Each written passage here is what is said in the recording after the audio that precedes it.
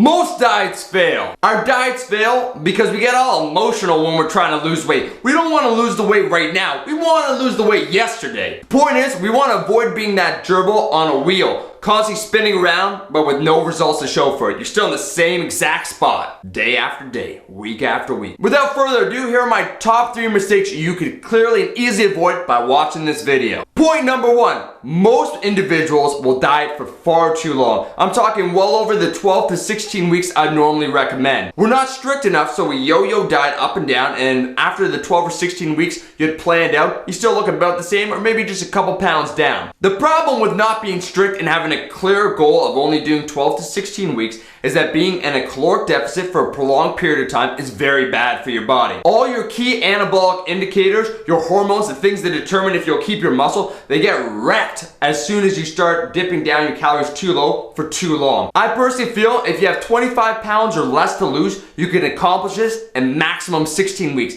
Anything over, and you should definitely take a break before tackling it again. One time, I dieted for 3 years. I didn't feel good at all. Remember, a fat loss phase is exactly that, just a phase. You're supposed to be in it for a short period of time. And here's the very important point. In order to avoid losing your muscle, if you fail to achieve the body that you want or the goals that you had in 12 to 16 weeks, then you stop the fat loss phase and you'll revisit it several months later. You had your opportunity and you blew it. Point number 2, people do too much way too soon. All of a sudden, it's like, oh, I gotta lose weight. They'll slash their calories in half, they'll double their exercise volume, and where will that leave you in 4 weeks? Nowhere. The problem is that this shows no clear progression. As soon as you slash your calories in half, where can you go from there? You lost a couple pounds the first several weeks, but you can't consistently keep reducing your calories. Otherwise, you'll end up with nothing. You'll be starving your body and you'll lose your muscle. Alternatively, if you already are doing too much exercise, so if you're exercising, say, 9 hours a week in week 1,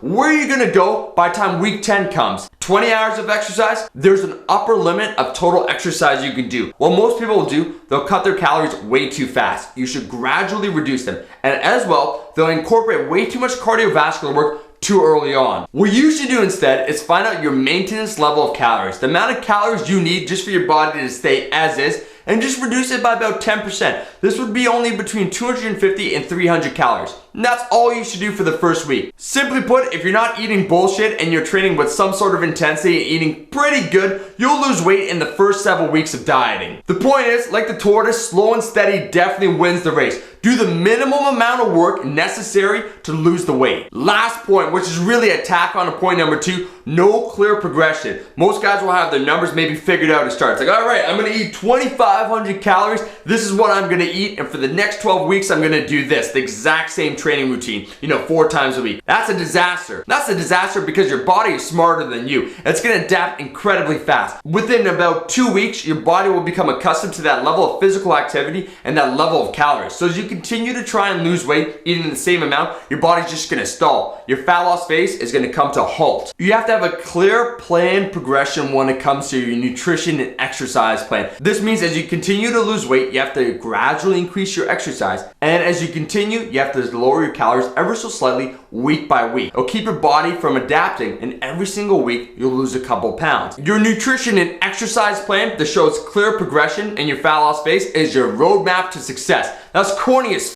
but you know what I mean. Guys, the point of this video was to clearly outline to you the 3 most common reasons why diets fail. We're not strict enough and we diet for far too long. We show no clear progression in how we're gonna, increase our exercise or decrease our calories with time. And lastly, we do way too much too soon and we can't go anywhere from there. In other words, we starve ourselves and we run around like gerbils. I wanna hear from you guys. What's your number 1 diet mistake you made in the past? I'll be seeing you in the next video. Guys, make sure to like, share with your friends, and subscribe. Make sure you stay buff! Oh. My bad, his head was turned the other way. He wasn't paying attention. Buff!